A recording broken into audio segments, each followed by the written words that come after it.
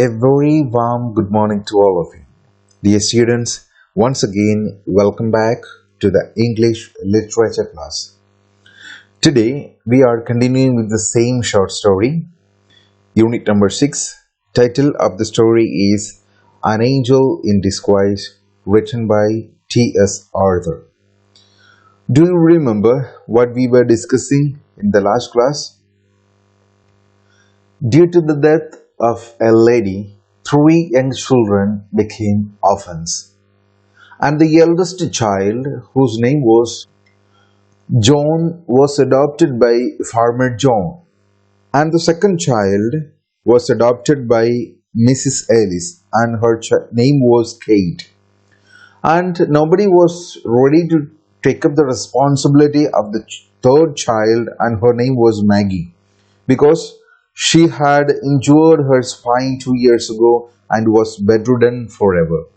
But finally, Mr. Joe Thompson was ready to adopt the child. He just wrapped the child in a good cloth and just carried her away to his home. And he reached in his home, but his wife was not at all happy with his act. She was very angry with his decision. And that's where we have stopped in the last class. The exact sentence was, "You having brought home that sick brat." Anger and astonishment were in the tones of Mrs. Joe Thompson. Her face was in a flame. This is where we have stopped in the last class. So she was very angry with the decision, the act done by Mr. Joe Thompson. Now let's see what had happened in that house later. An angel in disguise. "I think women's hearts are sometimes very hard," said Joe. Usually Joe Thompson got out of his wife's way or kept rigidly silent and non-combative when she fired up on any subject. It was with some surprise, therefore, that she now encountered a firmly set countenance and a resolute pair of eyes. A few new words are there. First one, rigidly. Rigidly means not flexible, very hard in nature. Not flexible. Next word, that is non-combative, which means not in a mood to fight. And third word is encounter. Encounter here, the meaning is to meet with someone or something. And the fourth meaning is countenance. Countenance means face. Now let's see the meaning of this paragraph. "I think women's hearts are sometimes very hard," said Joe. So Mr. Joe Thompson, he told, naturally or normally, sometimes the heart of a woman is always hard. Women's hearts are sometimes very hard. Usually Joe Thompson got out of his wife's way or kept rigidly silent and non-combative when she fired up on any subject. Usually Mr. Joe Thompson, when his wife is in a very anger mood, when she fired upon any subject, when she is in a very angry mood on any subject, he was always keeping silent, rigidly silent. He was not ready to argue with it. He was never trying to argue with his wife. And non-combative. Non-combative means not in a mood to fight. So he was always keeping silent and he never tried, or he was not in a mood to fight with his wife whenever she was angry with some subject.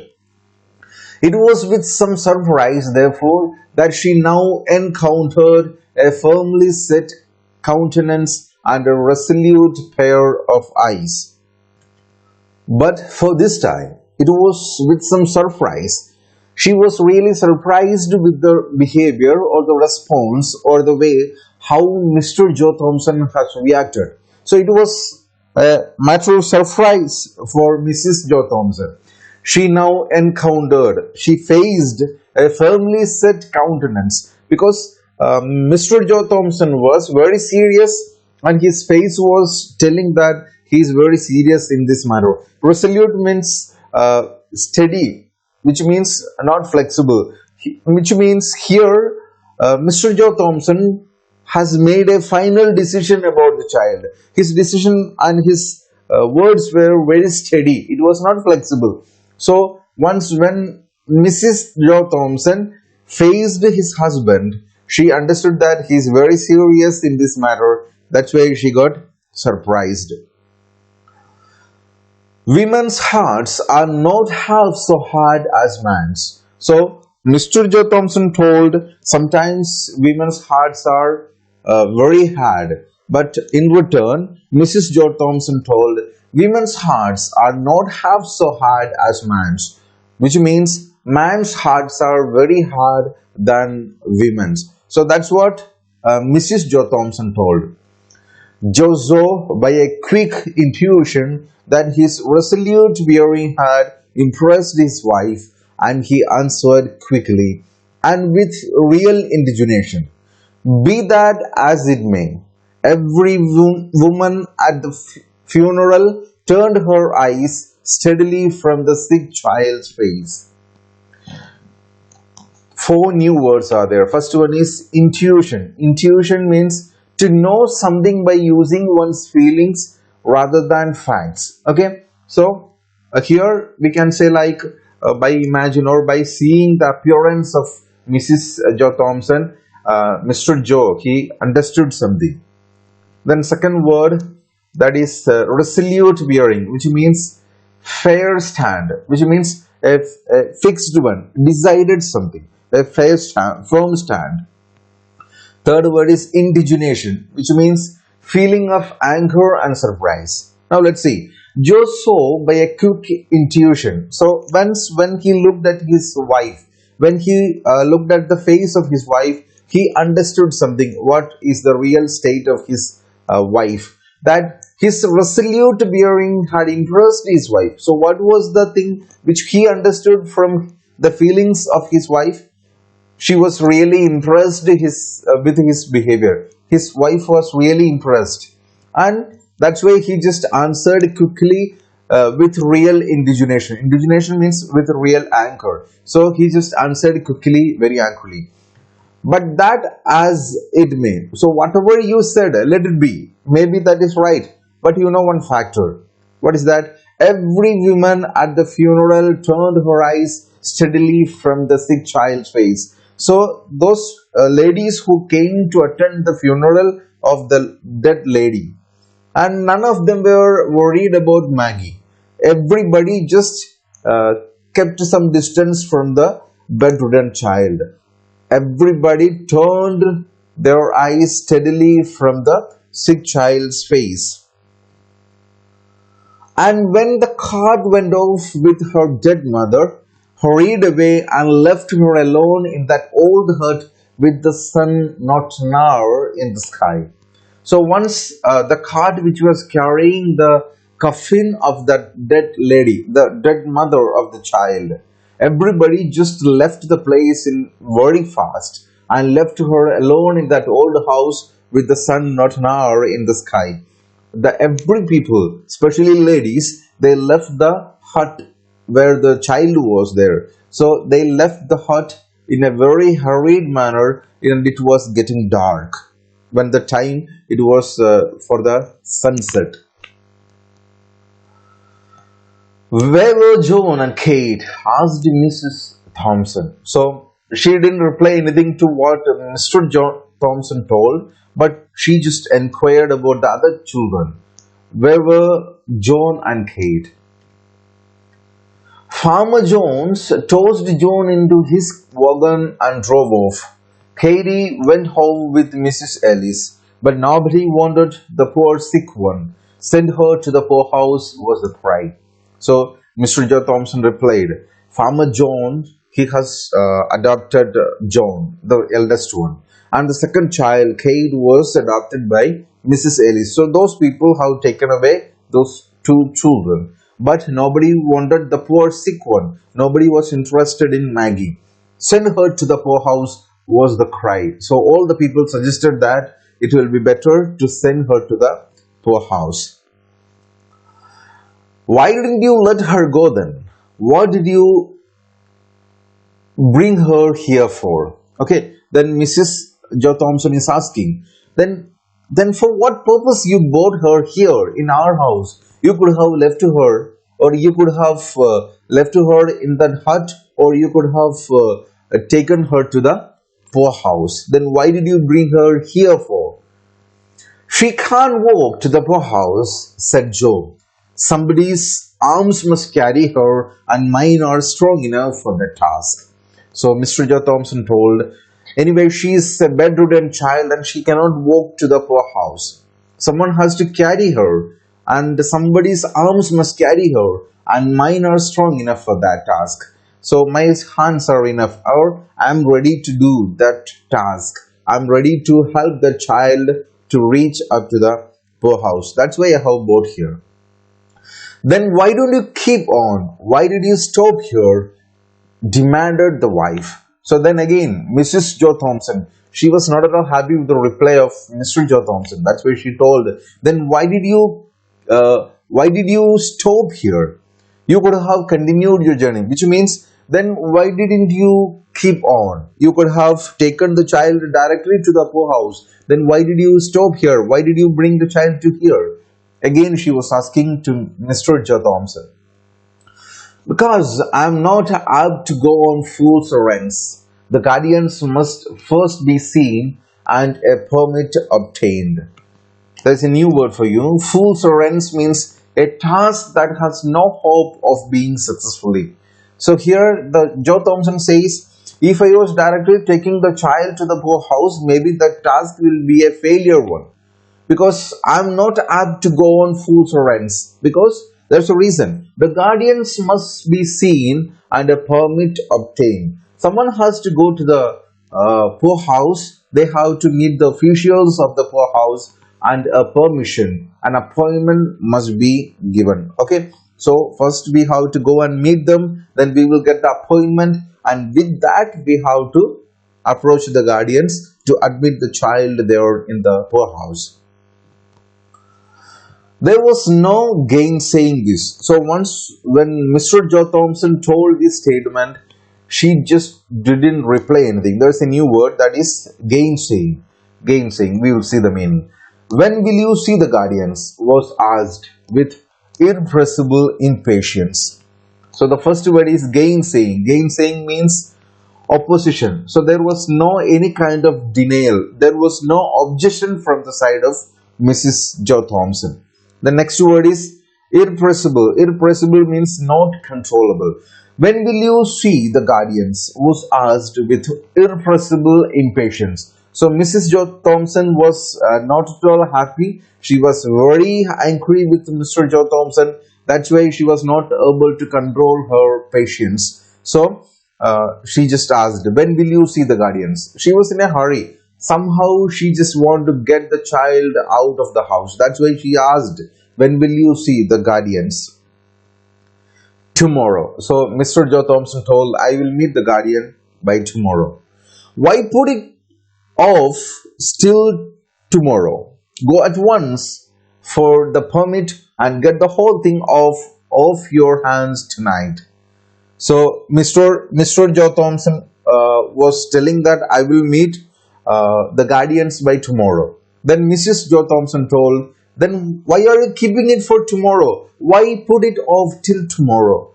Go at once. So by today itself, you go and meet the guardians. Get the permission and get the permit, meet the guardians and clear all the works by today itself. Jane, said the wheelwright with an impressiveness of tone that greatly subdued his wife. I read in the Bible sometimes and find much said about little children. There's a new word, that is subdued. Subdued means suppressed. Suppressed means, here it means like controlled.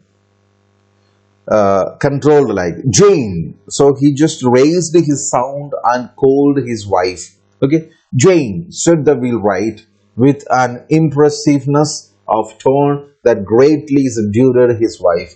So he just raised his voice, and in a very commanding tone, in a commanding word, he just raised his voice. That's why he was able to suppress the reaction of his wife.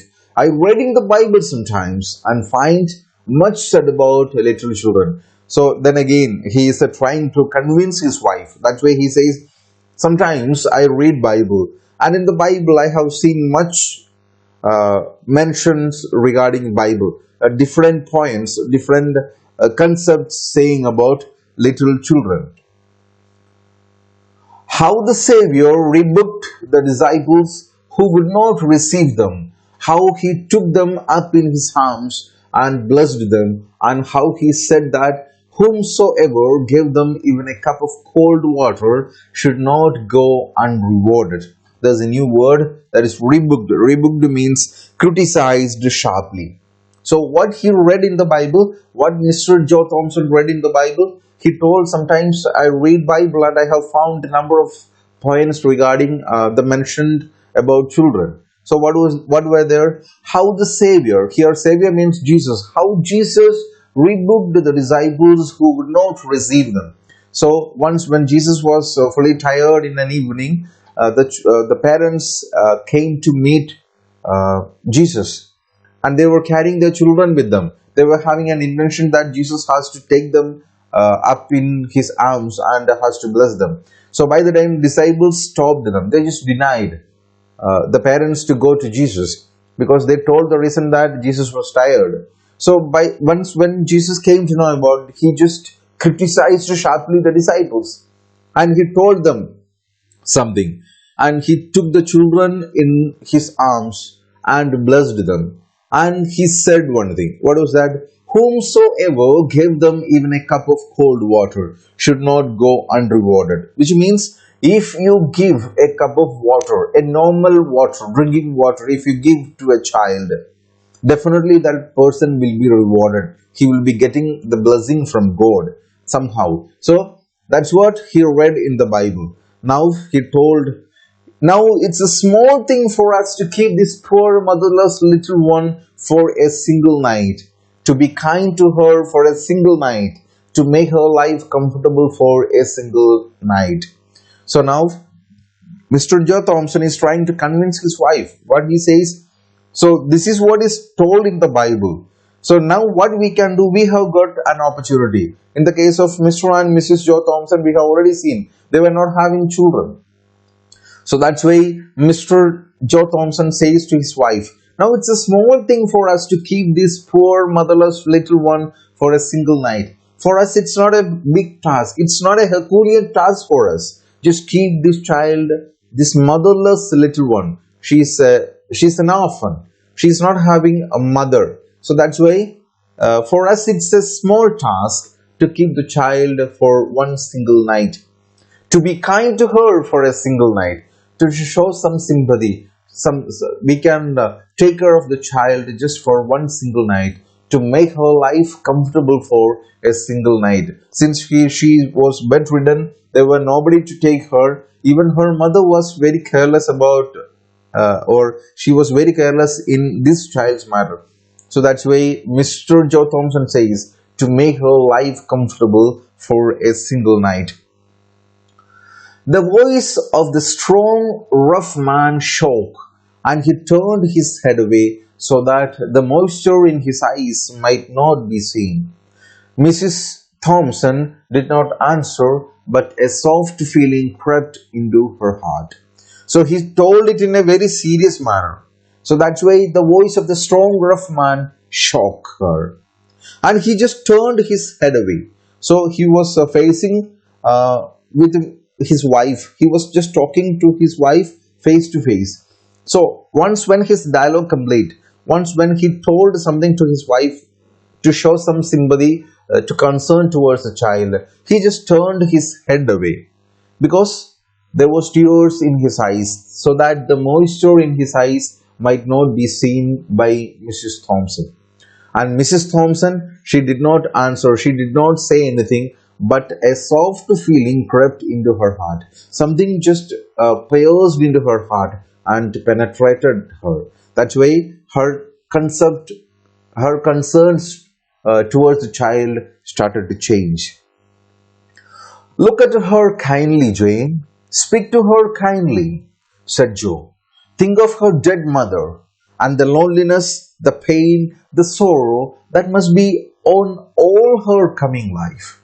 Again, Mr. Joe Thompson, he continued. He told, look at her kindly. Speak to her kindly. Think of her dead mother and the loneliness, the pain, the sorrow which she will be going to suffer throughout her life, be on all her coming life. Because tomorrow we will be admitting her in the poorhouse and she will be having all kinds of troubles in the poorhouse. Just think about all. Mr. Joe Thompson's speak to his wife, said to his wife, the softness of his heart gave unwanted eloquence to his lips. There's a new word, unwanted.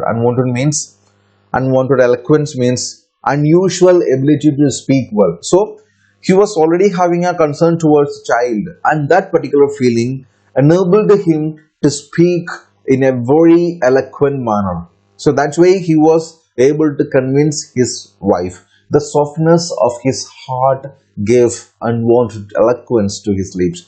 He was able to convince his wife.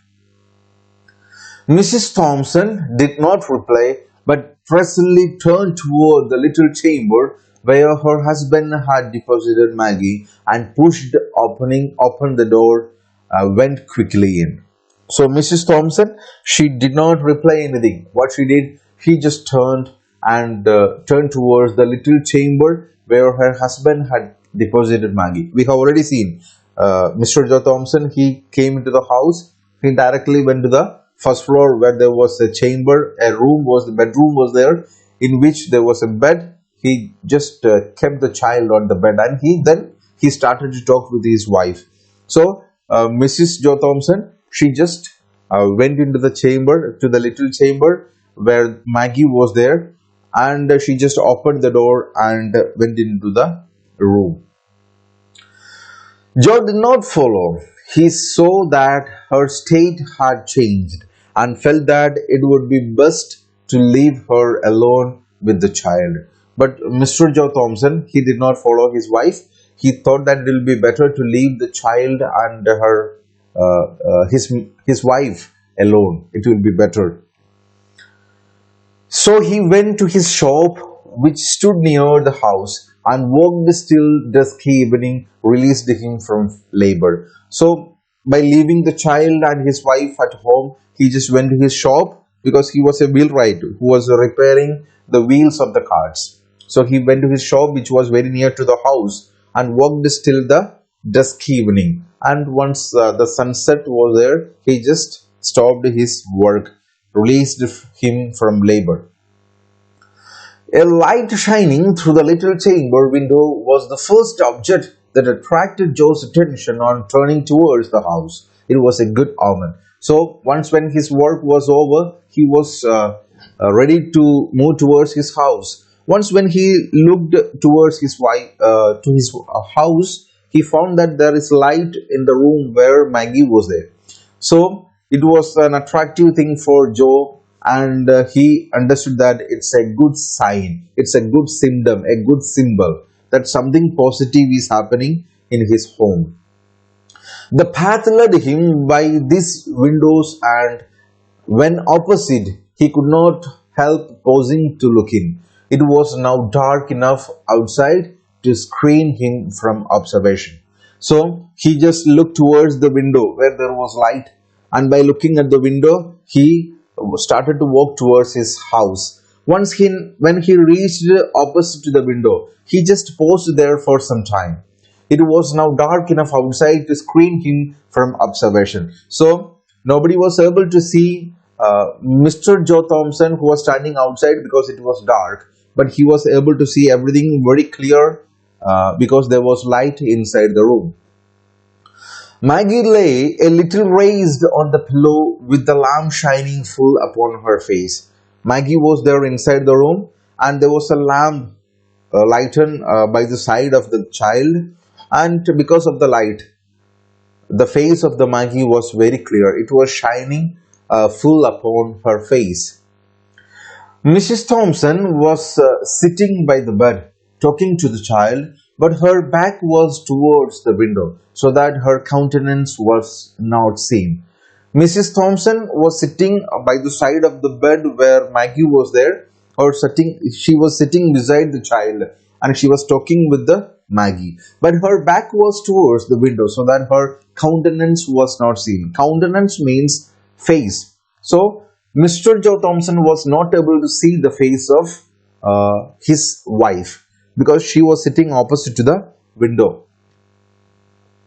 From Maggie's face, therefore, Joe must read the character of their intercourse, the character of their intercourse. So Maggie's face was very clear to Mr. Joe Thompson, and he just read something from their intercourse. Intercourse means conversation. So there was a conversation going on. Mrs. Thompson was talking with the child, and Mr. Joe Thompson was not able to see the face, but from the facial expression of Maggie's face was very clear, visible to Mr. Joe Thompson, and he understood, he read the character of their intercourse, their conversation.